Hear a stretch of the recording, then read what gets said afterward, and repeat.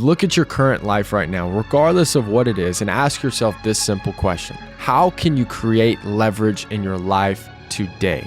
How can you create leverage to where you could walk away at any moment from any bad relationship, situation? You could be at a dinner and it's the wrong people and you have the authority and the ability to say, you know what, screw it, I'm out of here. This is a waste of my time. Perfectly coiffed hair, looks neat and presentable all the time. He is the Mitt Blockchain CEO. Guest was one of the first and youngest names in the crypto space. Let's bring in Mitt Group CEO, Grant Mitterliner. Tea-time like I got a cup of tea-time like golf at 5:45. I love a regular famous host lame, but they still. Hey guys, welcome back to the Grant Mitt Podcast, episode number 60. And in this episode, we're going to be talking about the law of least interest. This is going to be how to increase your finances, get that dream job, hire the right team, meet the right person, and ultimately just excel at life. There's almost a secret law. I've noticed this over the last 5 to 10 years, that the person that just simply wants it less seems to get everything they want. I've noticed this even from sports, that you would have this really good athlete on the team that was better than everybody else, that was late every day, that wouldn't work out, and the coaches would just literally give them an excuse for anything. If you were late and you were the hardworking guy, they'd rip you. They'd make you run. They'd get you in trouble. But the guy that was really good, that didn't really care, the coaches were scared of the guy quitting because he was so good. So even in authoritative situations, the person who didn't care, which in that case scenario was the athlete, would get away with it. So I said, why is this the case? This isn't fair. I work so hard. I tell the coach, or I tell this, or I'm at the job and I show how smart I am, show how hardworking I am. Why do I just keep getting the short end of the stick? And what I realized is I was missing this giant secret law of nature that only a few understood, that the person that's most willing to walk away in any situation always controls the relationship. Now, this doesn't mean that you suddenly become arrogant, spiteful, or threatening that you're going to leave or do this at every waking moment. But instead, what I want you guys to start creating, regardless of what's in your bank account, how many job offers you have, how many people want to be friends with you, spend time with you, date you, whatever, I want you to create an abundance mindset. So much so that you know that you can achieve any single thing that you want if you do the right things. What's so amazing about life is the person next to you could make $100 billion today and it would have no effect on how successful you could become. There is an abundance of resources all around the world. The difference is how they're allocated. They're allocated in different ways based off of people who can organize information, talent, and resources in a concentrated way to create value for a market, for people, so they buy and invest into what they do. What I want you guys to do is look at your current life right now, regardless of what it is, and ask yourself this simple question. How can you create leverage in your life today? How can you create leverage to where you could walk away at any moment from any bad relationship, situation? You could be at a dinner and it's the wrong people and you have the authority and the ability to say, you know what, screw it, I'm out of here. This is a waste of my time. Or if you're in the middle of a job interview, that you don't have to just do anything you can to get this one job because you have so many opportunities that it doesn't matter. Too many people don't take the right measures and steps to give themselves the opportunity to even decide. Now, this doesn't mean that you have to come from money, that you have to know this person, or even that you have to be necessarily from this country. You just have to set it up in a calculated way. One of the first and most simple steps to create FU money, which basically means you can do whatever the hell you want and no one can force your hand, is simply, no matter what the hell is going on in your life, first paying yourself. We pay our taxes every time. When a new iPhone finds out, we always find a way to buy that. When Netflix subscription comes in and pulls out of our bank account every month, we always find a way to pay for that. Why don't we pay ourselves first? Think about the leverage and potential decisions that you would be able to make if you simply just paid yourself first every single month and let everyone else operate with the rest. 10, 20, 30, 40% over 10, 20 years invested can compound into hundreds of thousands, if not millions of dollars, just because of discipline. But that simple discipline gives yourself the peace of mind and the authority to be able to walk away from any situation that you do not want to be in. There's this constant debate of, does money make you happy? When the point of money has nothing to do with happiness. Money in itself is worthless until it's used. But money gives you freedom of choice, which can create happiness. If you do a bunch of dumb stuff with money, you buy dumb things, you put yourself into bad situations, you end up around really bad people, of course you're not going to be happy. But if you have a lot of resources and you help your community, you give back to people, you buy things that improve your quality of your life and your family's quality of life, you're going to be more happy. You're going to have the resources and the leverage and the ability to walk away from bad decisions.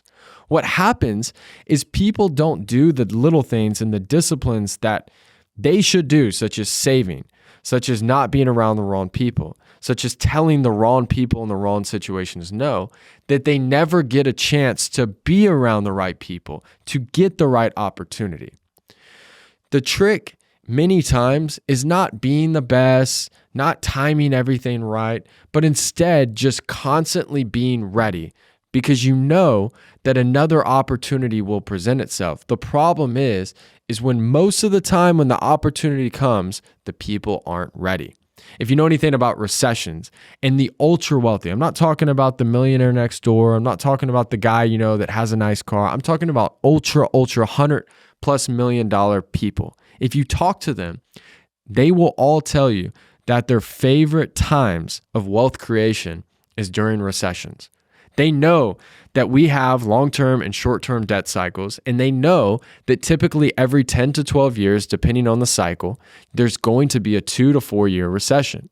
And in that period, everyone else who overspent, who didn't save, who did the wrong decisions, that were trying to be flashy, when there's blood on the streets, houses getting sold for 30, 40, 50% less, businesses shutting down because they didn't manage cash flow correctly, those people buy those things at a discounted price. And when the cycle continues up, the recession ends, that person doubles, triples, or even 10x's their net worth simply because they had leverage.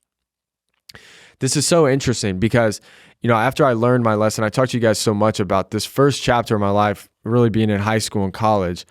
And it seems like the opposite now. I just took L after L after L. I always got the short of the stick. It seemed like the world was out to get me. It's because I was never taught how the psychology of how people think, how a coach or a boss or another business makes a decision about who they do business with, who they hire, who they promote. And I started studying this human dynamic of why were these people getting promoted and I wasn't? What caused certain people to become successful? And I just want to break down even just a simple example of how to ace an interview. So when you're going into an interview, and I learned this because I had to figure out to master it because I needed to make money. I was 18 years old. I was broke, living in Long Beach, California with 7 different roommates, playing junior college football. I redshirted my first year and I had to make $1,000 a week to survive. California, as you guys know, is super expensive. I had no choice. I got this interview and I studied for weeks and weeks and weeks how to master an interview. And while most people walk into an interview, they're really focused. They think about all their answers. They're like, yes, sir. Oh, thank you so much. Can I this and that? Oh, I'm so happy to be here. This seems like a great company. Oh, so this is why I want to. And they're needy and they try to hang on every perfect word. Instead, I walked in, said, hey, how you guys doing? They're like, hey, can I get you some water? I said, yeah, that would be great. Thank you so much. I sat down, they asked me a couple questions, and I said, hey, let me ask you this. How long have you worked here? He said, like 2 to 3 years. And I was like, that's awesome. Where are you from originally? He said, well, I'm from San Diego. I moved up here to take this job, and I really like it. And you're like, really? What did you like about it? Like, what is the day-to-day like? What was it like that first 6 months that you were here? And the reason why I was asking those questions is not to look cool, not to look like I'm this hotshot, but instead it was because I don't want to waste my time. I don't want to work at a company that the person who's interviewing me doesn't even like it. So I wanted to find out everything I could about who works there, what it's like, and if it makes sense for me. But what was interesting is while I was serious about not wanting to waste my time, this made the person I was interviewing not only respect me, but it made me look like someone who had options, who didn't need them, who wasn't down to his last penny, but instead was just serious about working with the right person. What was so interesting is this person started doing everything that he could to try to get me to want to work here. I went from having to vouch for getting anything that I want in life to the person just respecting me so much that it was a no-brainer for them to offer this job. And this goes for when you're meeting people. When you know someone, when you already have a huge name, when you already have credibility, you don't have to think about these things. You can be yourself. You can say whatever. But when you're meeting people for the first time, you're trying to gain people's respect. You're trying to network, especially when you're communicating with people who maybe are a couple levels above you. Be a little bit more reserved. Be interested in who they are, and don't be sitting there so focused trying to justify and prove yourself to the other person. Instead, sit there, listen, and find out everything you can about them. Instead of blabbering at the mouth, trying to look cool, listen all these things that you've accomplished, be a little bit more vague. Instead of telling them every moving thing about what you do, just say, yeah, I'm in tech, we're in this vertical, and we've grown quite a bit over the last few years, done really well. What about you? You said you work for this company. Tell me about it. How's it been working there? Not only are they like, wait, what does this guy actually do? And this person seems big time, but they want to find out more. This isn't you trying to be manipulative. This is you simply saying, look, there's so many people that are out there. You don't want to waste your time around the wrong ones. You want to command respect when you enter the room, and you do so by being willing to walk away. When I was starting off into my career early on, this was starting off in sales, moving up, and then eventually saving up, starting my own company, becoming an entrepreneur. And even now to this day, still being in my 20s, nearly every single room that I walk in, I seem to always be the youngest person. Now, I've always liked this because it was a differentiator, but I get asked this all the time, Grant, how do I become successful if I'm the youngest person? I'm 18, I'm 20, I'm 30, or whatever age that you are. How do you have people respect you if you're younger than everybody else and you have less experience? There's a couple things. One, stop telling people too much information. When you say less, you're more reserved, you're calm, you ask questions. People are going to naturally assume you're smarter than you are. What's so interesting is many times we assume people are smarter than they are just because they have a higher position or maybe make a little bit more money than you. We overestimate how intelligent and how good someone is.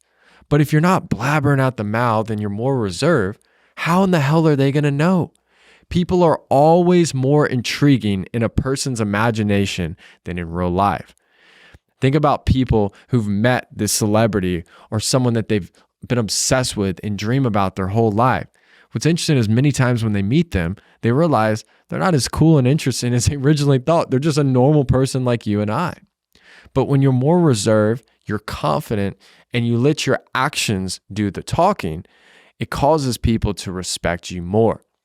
When I was young, I was 22, and I was trying to do everything I could to become a regional sales manager. At the time, at this company that I worked for, I would have been the youngest one in history.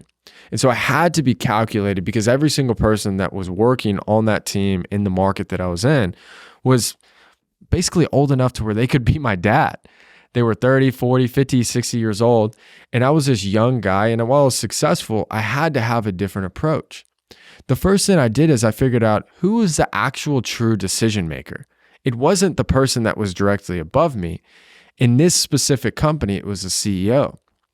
So I had to think about who controls the narrative, the thought process of that person.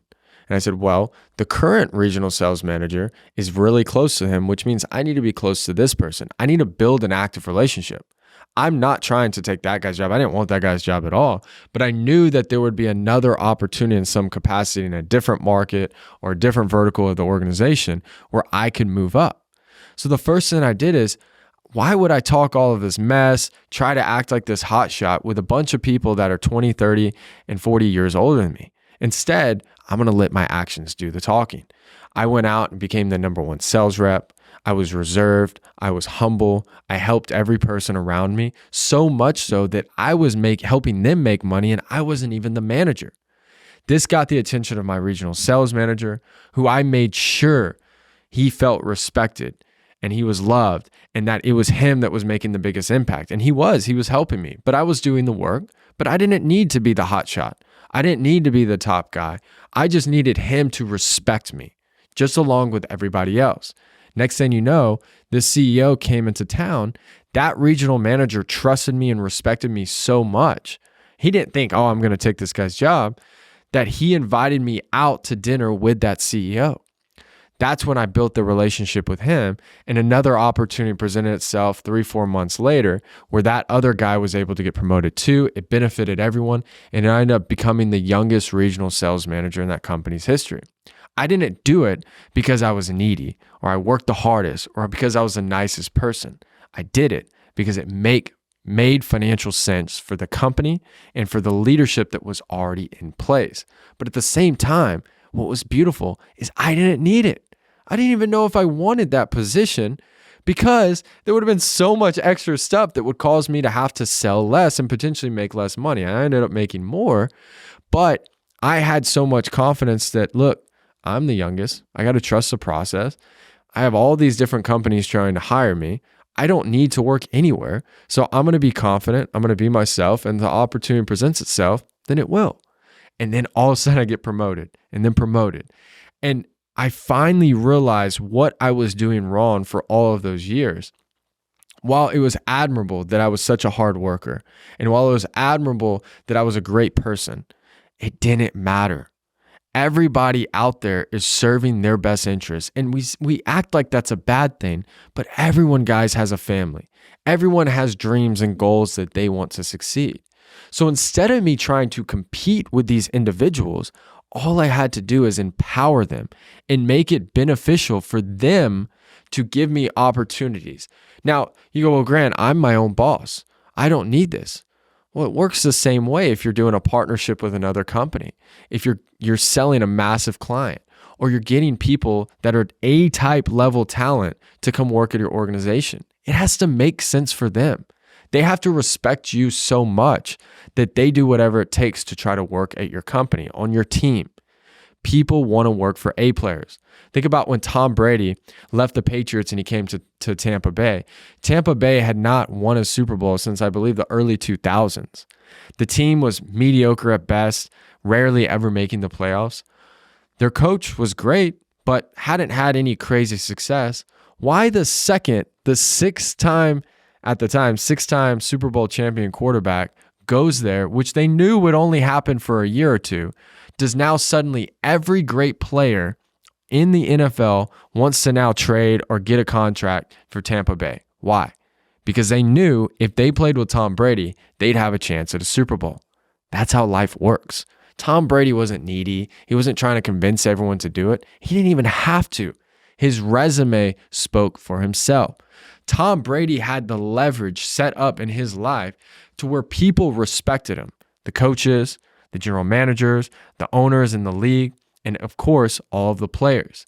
That's why they followed him, wanted to play with him, and that's how when he was able to go to Tampa Bay, they were able to turn around that team so quickly and win them a Super Bowl. We have to focus on this and start creating leverage in your life by following the law of least interest. So I hope you guys have an incredible week. Thank you guys, as always, for all the support. Make sure to tune in to all my social media channels, guys, to get more updates. You can follow me on all those at Grant Mitt. And I hope you guys have a fantastic week. And I'll see you guys again for episode 61. Thanks, guys.